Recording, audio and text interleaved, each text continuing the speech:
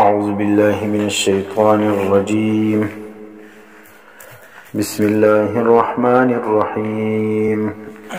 ألف لام ميم ذلك الكتاب لا ريب فيه هدى للمتقين الذين يؤمنون بالغيب ويقيمون الصلاة ومما رزقناهم ينفقون. صدق الله. سورة البقرة مدنية 287 آية. و سورة البقرة چکم دا 200 معنی 276 شپږ یا و 80 اتیا توای شپږ اتیا یا و اتیا آیاتونه دي. ویني اوس اول دا توري دا که صورت څه توای؟ صورت چې کوم دی اختلاف کړی دی علماء دې په معنا کې، معنی د دې تعریف چې کوم دی د صورت په تعریف کې اختلاف دی. علامه جعیری فرمای وای صورت څه توای؟ وای حد السوره قرآن یشتمل علی عین. وای صورت هغه قرآن ته ویل کېږي چې مشتمل وي پر څو آیاتو باندې. هغه آیاتونه چې شوي ذی فاتحة هغه شروع هم لري، وینې معنی ابتداء هم لري، و خاتمة او یو خاتمه هم لري، و اقلها 3 آیات، کم از کم دغه به 3 آیاتونه وي. معنی صورت چې کوم دی هغه د قرآن پر آیاتو مشتمل داسې دغه ته ویل کېږي چې هغه فاتحه هم لري او خاتمه هم لري، معنی ابتداء او اختتام دواړه لري، کم از کم 3 آیاته به وي. دا تعریف کړی چا په احتقان کې علامه سیوطي کړی دی.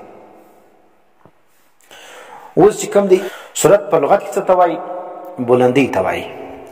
وینې بلندی لکه موږ وایي السورة الرافعه.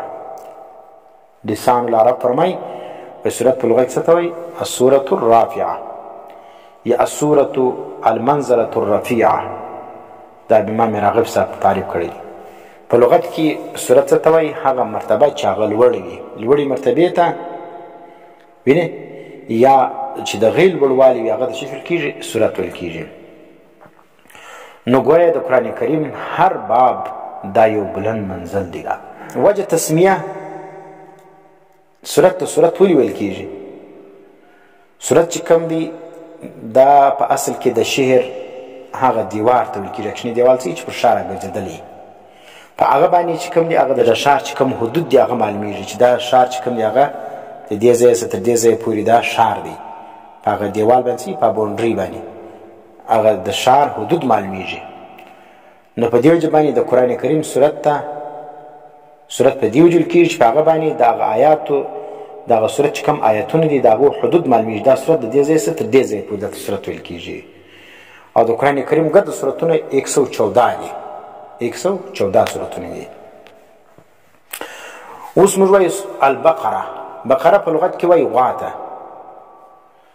نو دې صورت ته بقره ولې ویل کېږي؟ ځکه په دې صورت کې د بقرې ذکر دی. الله پاک بني اسرائیل ته وویلو چې تاسو غوا حلاله کړئ، وینې، نو هغه واقع پکې ذکر ده. نو ځکه دې صورت نوم هم چې دی سورة البقره دی.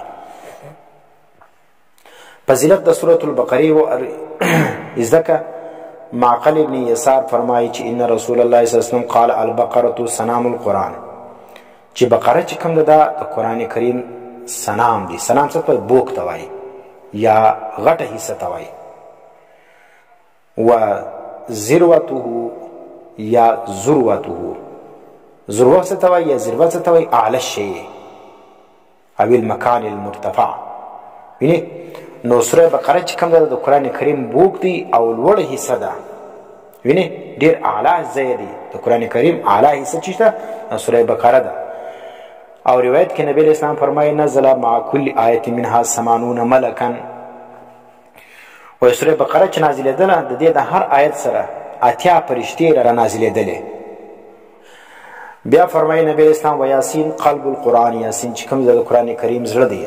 لا یقرؤها رجل، نه وایي دا سوره یاسین هغه سړی یرید الله چې اراده لري د الله، چې د الله رضا مقصد وي، والدار الاخرة د آخرت ویني د آخرت اراده وي من الله او د آخرت مد نظر وي نو په دغه نیت باندې د سوره دغه چې کوم د سوره یاسین وایي الا غفر له مگر دته به بخشش کیږي نو اقرؤوها علی موتاکم تاسو وایي د سوره یاسین پر خپل مړو باندې سوره یاسین څه چې سوره پر زکندن باندې نو په مشکل کې پریشانی کې دا سوره یاسین چې کوی الله پاک پر د باندې مرګ اسانه کوي د تفسیر ابن کثیر دا روایت نقل کړی دی دا یو فضیلت دویم عبد الله ابن مسعود فرمایي ما من بیت تقرأ فيه سورة البقره وإن دي یو کور چې په هغه کې ویل کېږي سورة البقره الا خرج منه الشیطان وله ضرات داسې کور نشته چې په هغه کې سورة البقره ویل کېږي مګر د هغه څه به شیطان وځي شیطان په داسې حال کې د دپاره به ضرات وي هغه هوا وي چې د هغه شیطان څخه وځي د دوبورې څخه او اواز هم لري صحیح دا ګیسونه میسونه د شیطان نس چې د ګیسه ډک وي نو که ته دا وایې د نس د ګیسه زه خالي کړمه دا باد یې وباسمه نو سوره بقره په خپل کور کې وایه سوره بقره چې دې وویله په کور کې شیطان بیا ژوند نسي کولی عبدالله ابن مسعود رضی الله تعالی عنه بل روایت دی من قرأ 10 آیات من سورة البقره څوک چې ووایي 10 آیتونه د سورة البقرې فی لیلة په شپه کې معنی د شپې راولاړ سولو د سورة بقرې 10 آیتونه وویله لم يدخل ذلك البيت شیطان نه بسې داخل په دې کور کې شیطان په دغه شپه باندې تلک اللیله 4 من اولها سلور به د اول د بقرې وایي بل به څه کوي و آیت الکرسي بل به آیت الکرسي وایي معنی سلور آیتونه د اول دي بیا یو آیت الکرسي ده و آیتان بعدها اور 2 آیتونه د آیت الکرسي بعد دي و 3 آیات من آخرها او 3 آیتونه د آخر د سورة البقرې دي ټیک شو دا چې وویلې وفي روایت لم يقربه په بل روایت کې راځي چې نزدې کېږي ودلره ولا اهله نه د اهل لره یومئذ شیطان په دا ورځ باندې شیطان چې په کوم ورځ باندې وویله په دا ورځ باندې به دلره او نه د کور والا لره نه بچان لره شیطان ورنږدې سي او ولا شیء یکرهه او نه به داسې شی د ده سره مخامخ سي چې دی بد ګڼي څه معنی چې کوم شی دی نه غواړي په هغه ورځ به الله پاک هغه شان هغه هم ځین لري کړي دا سورة البقره چې کوم ده دا ټول مدني دی په دې کې هېڅ اختلاف نشته لیکن بعضې یو 2 آیتو کې چې کوم دی هغه اختلاف دی چې هغه مکي دي که نه دی مکي وي هغه دلته په عایشه کې چې کوم دی هغه بیا وګورئ قول مدنیة الآیتان منها په دې کې 2 آیتونه څه دي ای فاعفوا واصفحوا وليس عليك هداهم دا 2 آیتو ما سوا نور ګرد مدني دي ټیک شو نو ځکه هلته چې مصنف څه وویل 206 او 7 شپږ اتیا یا 7 آیتونه دا چې کوم دا مدني دي اوس بعضې علما فرمایي دا صورت کوم دا مشتمل دي على 1000 خبرین په دې صورت کې 1000 خبره راغلي 1000 اخبار دي و 1000 امر 1000 امرونه دي و 1000 نهی او 1000 نهی دي په دې کې بیا وشمارئ 1000 ځای الله فرمایي دا کار مه کوه دا مه کوه دا مه کوه لا لا د ذکر او 1000 ځای به امر کړی دي چې دا کار کوه لکه اقیمو و آتو او 1000 اخبار دي او څلورم فضیلت د دې دغه چې کوم سورة البقره دې ته فستات القرآن ویل کېږي یو چې سنام القرآن ولو دویم فستات القرآن فستات ته خیمې ته وایي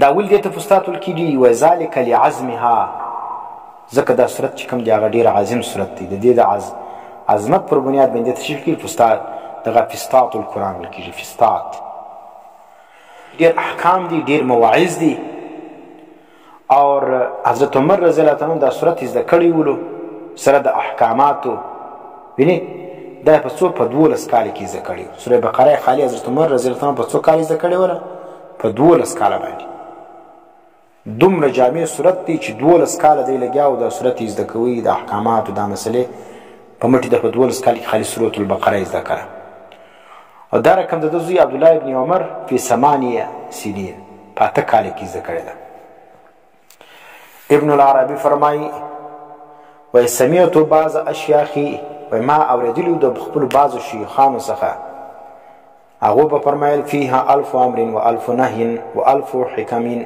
و 1000 خبر ویني په دې صورت کې چې کومې سورة البقره کې زر اوامر دي، زر نهي دي او زر حکم دي او زر خبرونه دي. علامه قرطبي نقل کړی ده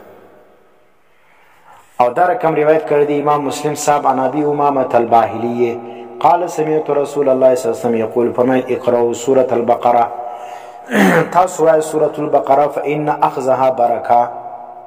سورة البقره یادول دا برکت دی. سورة البقره اخذ یادولو ته وایي، ویلو ته وایي. دا سوره بقره چې تا ونیوله دا دې یاده کړه، په دې کې برکت دی، معنی په تا کې به الله بیا برکت اچوي. وترکها حسره او پرېښول د سورة البقرې دا حسرت دی، چې څوک یې نه وایي هغه به افسوس بیا کوي. ولا یستطیعها البطله او د سورې بقرې طاقت باطل پرست خلک نه لري. معنی باطل پرست سړی سورې بقره نسي ویلی، نه یادوی سي. اوس د باطل پرست څوک مرادي؟ حضرت معاویه فرمایي بلغني ان البطله السحره، جادوګر سړی چې کوم دی هغه سورې بقره نسي یادولی. ویني یا ویی نسي، زده کوی نسي. ولې سورة البقره کې چې کوم دی هغه د جادوګرانو د جادو توړ ذکر دی، چې پر کوم چا باندې جادو سوي د سورې بقره پر وایم جادو ختموي. جادو خاصه د شیطان دغه څه دی، نو شیطان چې د سورې بقرې څه زغلي نو خو جادو هم ځي پکې. نو اصل شی دا دی که چا دماغ خراب ولو یا ناجوړ ولو، ویني پیری ورباندې سورې بقره ورباندې تلاوت کوه.